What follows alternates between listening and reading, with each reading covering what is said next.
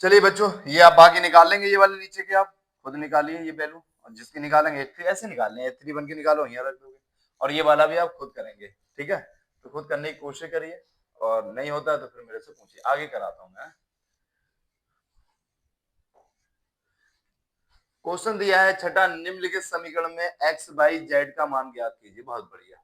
आपको मैं बता दूं, जोड़ और घटाना हम केवल बराबर कॉलम बराबर रो हो तभी कर सकते हैं, और कंपेयर भी तभी करते हैं अगर इधर दो रो और दो कॉलम है, तो इधर भी दो रो और दो कॉलम होने चाहिए इक्वल के इधर, यानी इक्वल के इधर दो रो, इक्वल के इधर भी दो रो, इधर दो कॉलम इधर दो कॉलम, तभी कंपेयर कर सकते हैं, यानी तभी हम क्या कर सकते हैं, तुलना।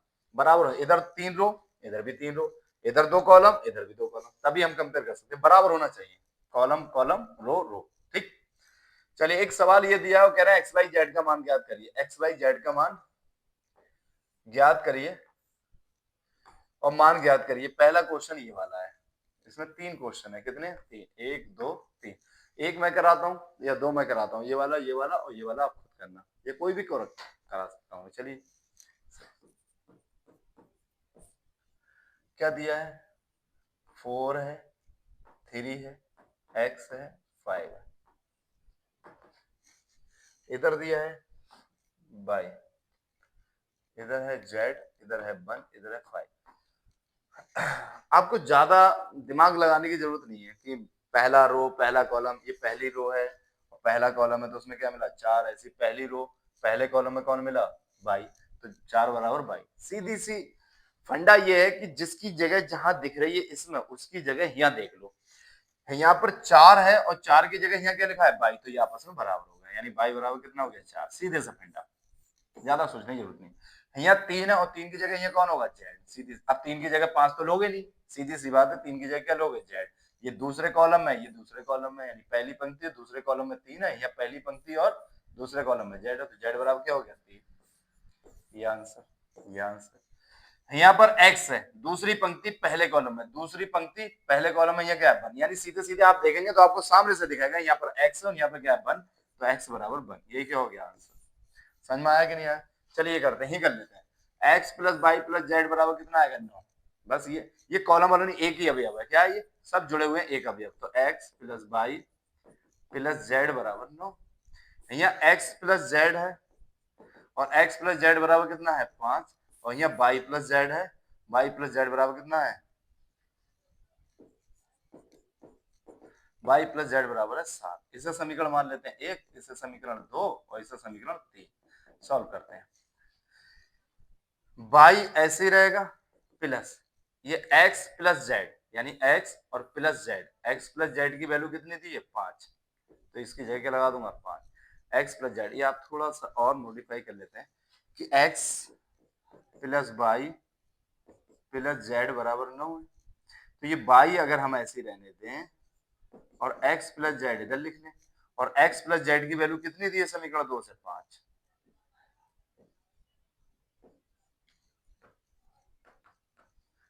तो y ऐसे ही रहेगा ये, और x प्लस जेड की वैल्यू 5 और बराबर कितना आएगा, 9।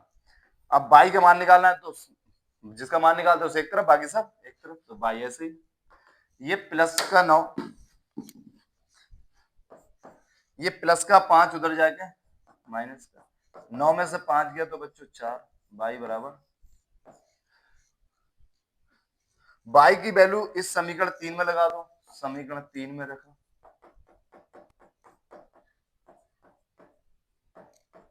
रख देते हैं। y है तो y की वैल्यू कितनी है, 4, प्लस, फिर प्लस है तो प्लस, जेड है तो जेड, इक्वल है यानी कि बराबर है तो बराबर, 7 ऐसे की ऐसे ही, जेड ऐसे ही, 7 ऐसे ही, प्लस का 4 उधर जाके माइनस का, 7 में से 4 गया तो 3। सीधा सा फंडा कि जेड की वैल्यू भी आ गई और y की वैल्यू भी आ गई, बचा क्या, x। चाहे आप इस वैल्यू में लगा दो चाहे इसमें लगा दो, आपकी मर्जी, तो हम इसमें लगा देते हैं। समीकरण 2 से, फ्रॉम इक्वेशन सेकंड,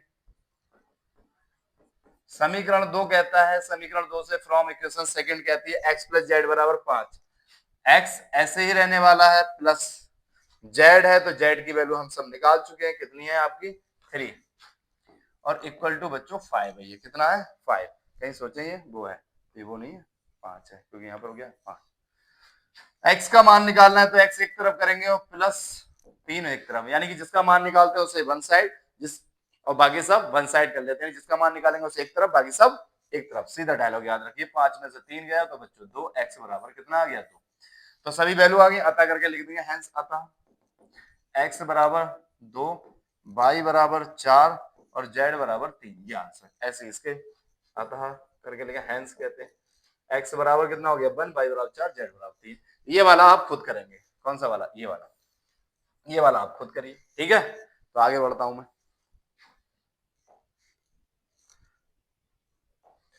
बहुत बढ़िया, अगर वहां नहीं सीखे तो यहाँ सीख जाएंगे। थोड़ा और सिखाने की कोशिश करते हैं। ये वाला जो है पहला कॉलम है, क्या है ये? पहला। और ये दूसरा कॉलम, ये पहली पंक्ति और ये दूसरी पंक्ति। ऐसे यहाँ पर ये पहला कॉलम, दूसरा कॉलम, ये पहली पंक्ति और ये दूसरी पंक्ति। यहाँ पर क्या लिया है? a minus b. क्या है? a माइनस, यहाँ a माइनस बी की जगह क्या है? -1। इसे इक्वेशन क्या मान लेते हैं हम? फर्स्ट। फिर यहाँ पर क्या है? 2a प्लस सी। 2a प्लस सी बराबर कितना है? 5। सीधी सी बात, जिसकी जगह जहां पर दिखे ऐसे देख लो, इसकी जगह क्या दिख रहा है? 5 ही दिख रहा है सीधे सीधे, तो ये 5 इक्वेशन मान दो इसे। सेकंड, फिर है 2a minus b. 2a minus b और इक्वल टू कितना दिया है? 0। इसे मान लो समीकरण 3। 3c plus d equal to 13, इसे मान लो समीकरण 4। अब इसे सॉल्व करेंगे। आपने 10th क्लास में एक मेथड पढ़ा होगा, एलिमिनेशन मेथड, यानी कि विलोपन विधि। विलोपन विधि में हम क्या करते थे? x काटते थे तो y का मान आता था, अब y काटते थे तो x का मान आता था। सेम यहाँ पर वही प्रोसेस होने वाली है कि a और b में समीकरण दिए, जब x और y में दिया होता तो x और y में सॉल्व करते, लेकिन जब a b में दिया है तो हम a और b में सॉल्व करेंगे। a काटेंगे तो b का मान, b काटेंगे तो a का मान। लेकिन जो सॉल्व से कट जाएगा, जो आसानी से कट जाएगा, हम उससे ज्यादा काटते हैं, वरना हमको क्या करना पड़ता है? बराबर करना पड़ते हैं। तो कोशिश करेंगे कि जो आराम से कटे वो काटे, वरना तो आप जिसको चाहो से काटिए। समीकरण 1/3 ले लो, सबसे बढ़िया। 1 और 3 में a b है और इसमें भी a b है, तो ये आराम से कट जाएंगे। a काटना चाहो तो b, b बराबर है तो b काटेंगे, क्यों? a बराबर करते फिर a minus b equal to कितना है? -1। यहाँ से उठाओ 2a minus b equal to 0। यहाँ सुंदर सी लाइन, ये माइनस का b b है तो इक्वल, लेकिन बराबर है चिन्ह इसके, यानी कि सेम चिन्ह है। माइनस और माइनस तो नहीं कटेगा, चिन्ह विपरीत होने चाहिए तभी कर सकता है। एक माइनस और एक प्लस हो तो ये सुंदर सी लाइन लिखेंगे घटाने पर। जैसे ये लाइन लिखेंगे तो ये माइनस हो जाएगा, ये प्लस हो जाएगा और ये माइनस। वैसे 0 माइनस प्लस में कोई वैल्यू नहीं रखता है, तो देखिए अब ये कट जाएंगे। सेम, ये माइनस और प्लस सेम है, भी अकेला अकेला, ये माइनस और ये प्लस उड़ जाना है। बचा क्या? एक है, ये प्लस का है और ये माइनस का। घटाने पर चिन्ह उड़ जाते हैं। प्लस ए और माइनस, यानी प्लस का एक कुत्ता, माइनस के 2 कुत्ते, तो माइनस के ज्यादा है कितना कुत्ता? एक कुत्ता। तो एक लिखने की जरूरत नहीं, कह दो कुत्ता या एक कह दो, बात एक ही है। बराबर -1 और -0 है, -1, माइनस से माइनस कट जाएगा तो a बराबर आ गया बच्चों 1। अब a बराबर 1 समीकरण 1 में लगा तो b का मान आ जाएगा। जब a और b के मान आ जाएंगे तो इधर आराम से निकाल लेंगे। किसमें लगाएं? समीकरण 1 में या 2 में रख दो, 1 में रखा। लगाइए, a की वैल्यू कितनी है? 1। माइनस है तो माइनस, b है तो b और बराबर -1। माइनस ऐसे ही -1 ऐसे ही, प्लस का उधर जाके माइनस का, तो माइनस का b बराबर -1 -1 माइनस का 2, माइनस से माइनस कट गया तो b बराबर कितना आ गया? 2 आ गया। कितना आ गया? 2। ये भी निपट गया। a मिल गया हमें, b मिल गया। अब क्या निकालना है? मान लो c निकालना है, c निकल जाएगा समीकरण 2 से। कैसे? ये देखो गलत लिख दिया यहाँ समीकरण, अच्छा 1 में रखा, बिल्कुल सही है। 2 ऐसे ही इंटू a की वैल्यू हमको पता है 1 plus c equal to 5। c ऐसे ही 5 ऐसे प्लस 2 एकम 2 प्लस का तो उधर जाके माइनस का। 5 में से 2 गया तो कितना बचेगा? 3। c की वैल्यू 3। भैया a की वैल्यू आ गई, b की आ गई, c की आ गई, कौन रहेगा? d रहेगा। d तो जाई से मिलेगा, तो d की वैल्यू निकालन तक क्या करेंगे? c का मान समीकरण 4 में रखा। अरे सीधी सी बात है, 4 में समीकरण इसका क्यों रखना है? सी चाहिए, क्योंकि सी चाहिए और डी का मान आ जाएगा। ए बी है ही नहीं, जो कि ए बी की वैल्यू रखनी पड़े, तो रखते हैं 3। ऐसे की ऐसे ही, कोई निशान नहीं होता बीच में गुणा का। सी आगो, जब सी आगो तो सी की वैल्यू कितनी है कि 3 प्लस डी इक्वल टू 13, सीधी सी बात। 3 3 जा 9 plus d equal to 13। D की वैल्यू निकालनी है तो डी एक साइड, बाकी सब एक साइड, प्लस का 9 उधर जाके माइनस। 13 में से 9 गया तो कितना बचा 4, डी बराबर आ गया बच्चों 4। अतः करके लिख दो आंसर। अतः ए बराबर कितना आया 1, बी बराबर आया 2, सी बराबर आया 3 और डी बराबर 4। अरे फंडा देखो, ए बराबर 1, बी बराबर 2, 1 2 3 4 वैल्यू। समझ में आया कि नहीं आया? मजा आ गया होगा। आगे देखो,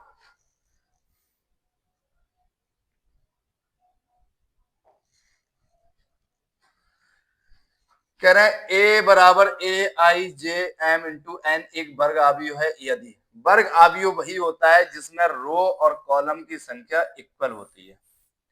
मैंने आपको पीछे वीडियोस में समझाया है कि जिनमें रो और कॉलम की संख्या बराबर होगी, एक ऐसा मैट्रिक, एक ऐसा आव्यूह जिसके पंक्तियों की संख्या स्तंभों की संख्या के बराबर या स्तंभों की संख्या पंक्तियों की संख्या के बराबर होती है।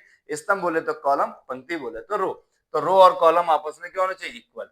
यानी कि पहले नंबर पर जो लिखा होता है वो रो लिखा होता है और दूसरे नंबर पर जो लिखा होता है बच्चों वो कॉलम लिखा होता है। तो सीधा सा बात है, पहले नंबर पर कौन लिखा है एम बराबर है तो बराबर, दूसरे नंबर पर कौन लिखा है एन।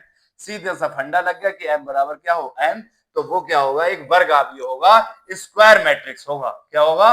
Square matrix. समझ में आया कि नहीं आया? तो आप कहोगे आ गया। तो यही बोला आपका एम बराबर एन, आंसर सी ऑप्शन। समझ में आया कि नहीं? आगे हुआ।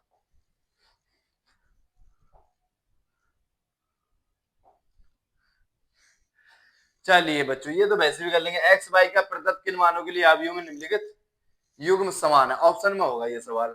तो पहला फंडा देखो, अभी आपको कुछ नहीं करना, वैसे ही क्या है पहली पंक्ति, ये क्या है पहली पंक्ति और पहला कॉलम। इधर पहली पंक्ति पहला कॉलम, कौन मिला आपको? जीरो। या जीरो मिलेगा या एक मिलेगा। और अगर आप ऐसे ही देखेंगे तो पहले वाले के बराबर पहले वाला होता है, दूसरे वाले के बराबर दूसरा, तीसरा होता है तीसरा, नीचे आ गया तो यह नीचे, यहाँ पर इसके बराबर। हो गया कि नहीं हो गया? सीधा सा फंडा। तो यहाँ पर क्या है 3x, यहाँ लिख दो दोनों ओर तुलना करने पर, दोनों ओर on comparing both side 7 equal to कितना है 0। 3x ऐसे भैया x की वैल्यू निकालनी है तो x एक तरफ बाकी सब एक तरफ। एक तरफ करने से पहले एक रूल अपनाते हैं कि पहले प्लस और माइनस वाली संख्या जाती है, फिर मल्टीप्लाई और बटे वाली जाती है, यानी गुणा और भाग वाली जाती है। तो पहले प्लस वाला जाएगा उधर माइनस का, फिर जो गुणा में है वो सामने वाले के बटे में। x की वैल्यू आ गई -7/3। अब किसकी निकालनी है? यहाँ पर y-2 इधर, और इधर कितना है 5, दोनों बराबर। y की वैल्यू निकालनी है, y एक तरफ बाकी सब एक तरफ 5, ये माइनस का उधर जाके प्लस y, 5 और 2 7। आपको दूसरी सॉल्व करने की जरूरत नहीं, क्योंकि x और y के मान चाहिए तो यहाँ से आगे इनसे निकालोगे, इसके अलावा तब भी यही आएगा, इससे निकालो तो x का मान भी यही आएगा। तो अतः करके लिख दो, अतः x बराबर -7/3 और y बराबर 7।